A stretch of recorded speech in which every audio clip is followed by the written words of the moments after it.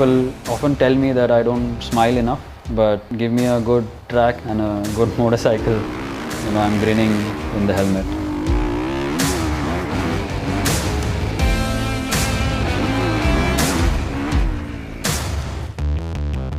When I did my first couple of rallies, I looked at what was the toughest thing to do in this sport. And it was easy to find the answer. It was the Dakar.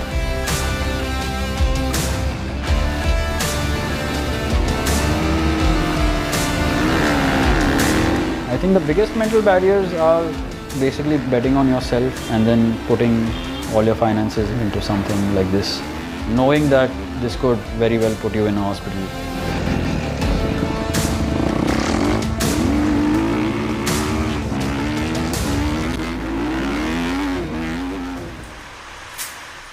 I'm Ashish Raorane.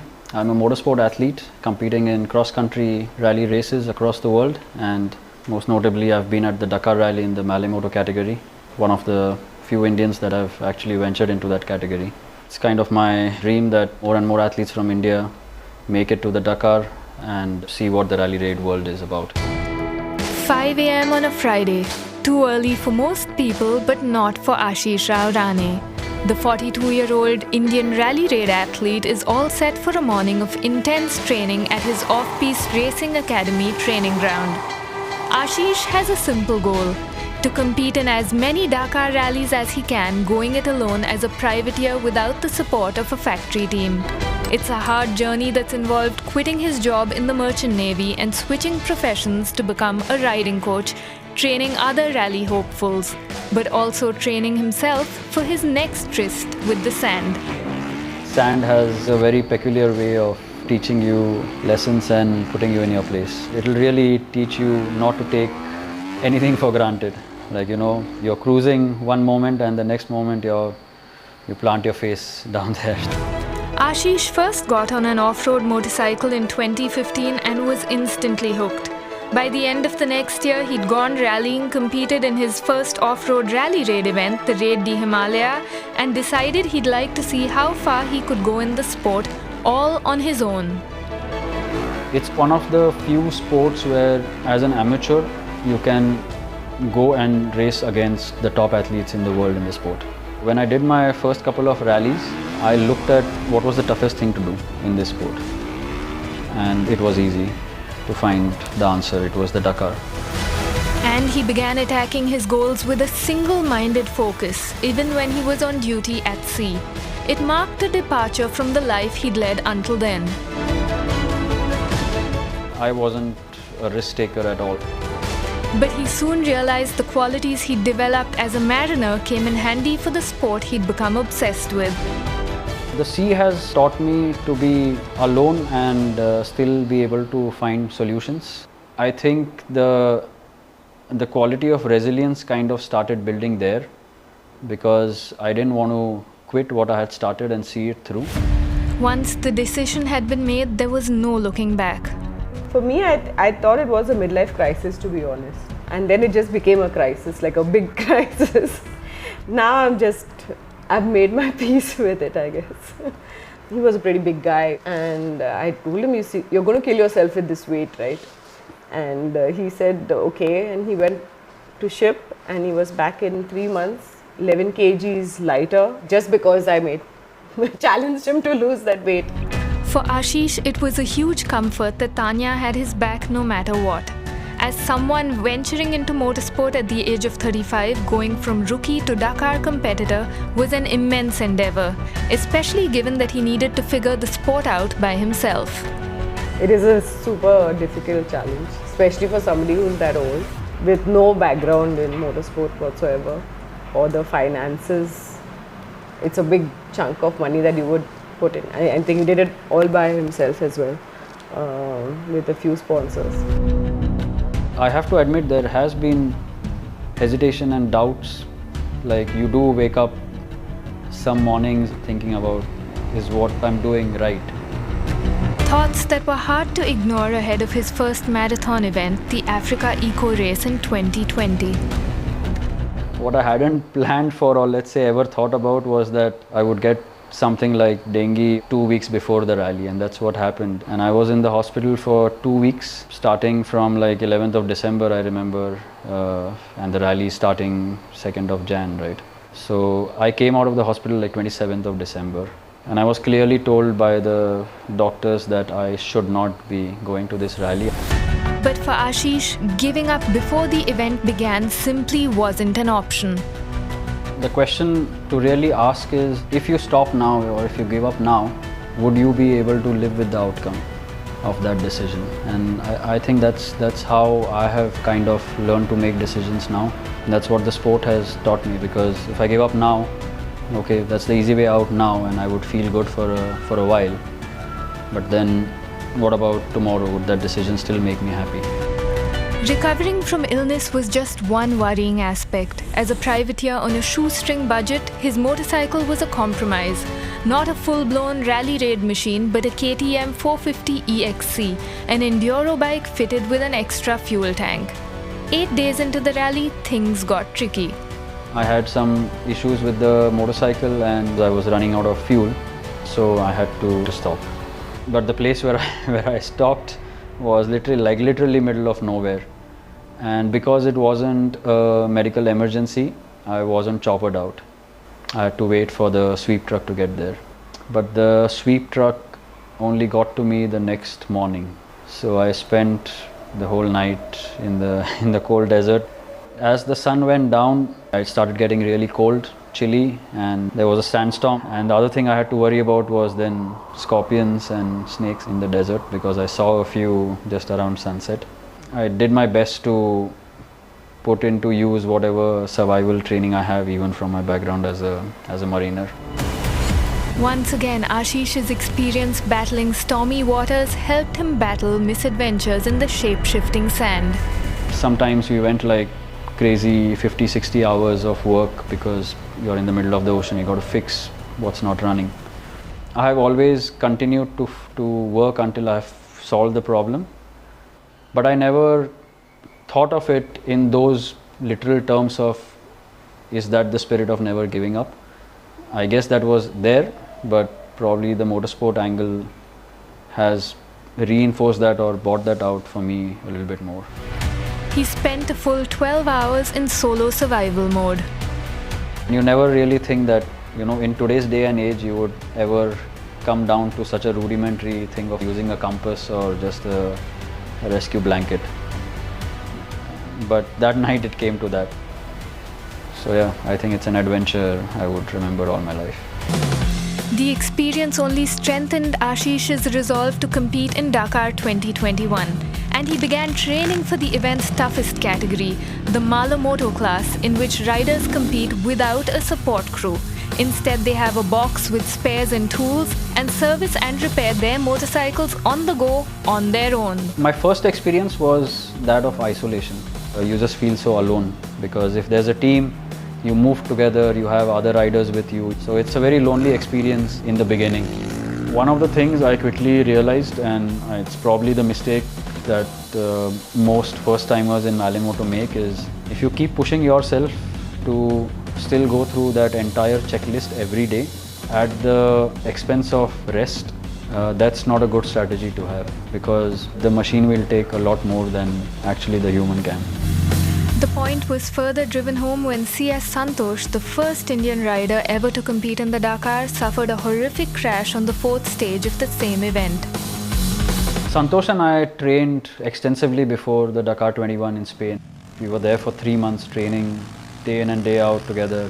When I came upon the crash site, I knew it was a hero bike, and I was just hoping that it wasn't Santosh's bike. I saw like how badly the bike was mangled. So I knew that it was a bad crash. And he was already airlifted, so I didn't know what had happened to him, like how bad the injuries were. It was the first time he was truly confronted with the risks the sport involves. Until someone you know personally gets injured, that risk doesn't become real for you, because it's still an isolated thing. Like you hear, okay, somebody crashed, and we know, yes, that can happen. It becomes very real when it's someone you know, And I think that was kind of very disturbing for me for the next like good 50-60 kilometers. At that point I didn't know the next day would be me being choppered out. Despite managing to put thoughts of his injured compatriot behind him, Ashish's own Dakar unraveled on stage 5. I went over a dune and I landed straight on my head. This was not a very high speed crash. Because I landed on my head, I think the impact was very high, and when I tried to get up, I immediately blacked out. So consequently, 10 minutes later, I was airlifted. The injury meant he missed 3 stages of the rally but was allowed to continue the event under the Dakar Experience category. The general advice was, okay, everything's clear, but it's a concussion in the end, so it could show up 72 hours later as well. So the recommendation wasn't like, okay, you can go race, but be cautious. So yeah, I really enjoyed the rest of the race. Overall, it was a good experience to finish the rally. Not the finish I was hoping for, so I was kind of sad about it. Like, I had finished the Dakar, yet I had mixed feelings because I wasn't at the actual finishers podium. But yeah, that's something to correct next year. Ashish has accepted that injuries are par for the course. I have both my shoulders are separated, 7 millimeters and 11 millimeters, both sides. And your regular run-of-the-mill fractures and knee injuries, PCL tears. There's been a lot, but like I said, I've been lucky so far where there haven't been injuries that have required extensive surgery or anything, or put me out like more than maybe half a year. But the real barrier he's had to leap across is the hurdle in his mind.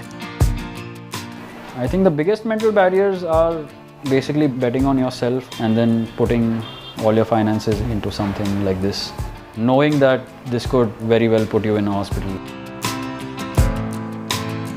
The costs of competing in the Dakar are astronomical.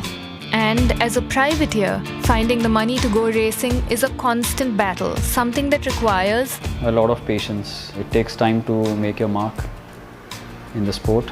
Things don't happen overnight because the financial burden is also so big.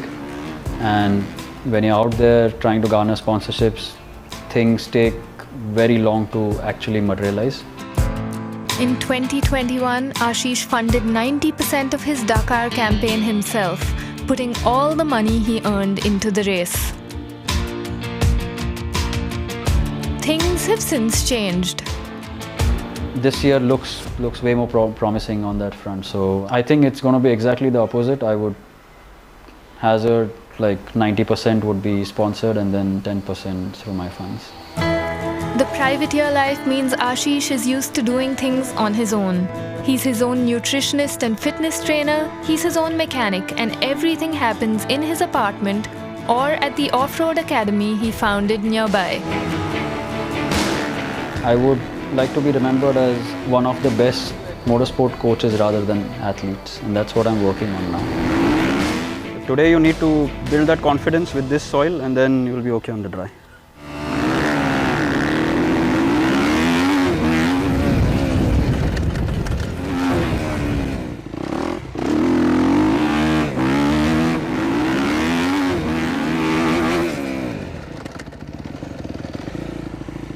I don't know whether it's me or the bike. I need to figure it out. It's not the bike. Here though, I lost it. It's not the bike. Every time I brake here, I think he's really hard on us, but at the same time, he also knows when to hold back.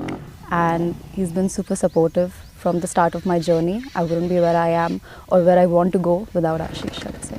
Like when you use the front. For the 2024 Dakar, Ashish has been accepted in the moto class, not the Malo-Moto category. So he'll have the luxury of team support.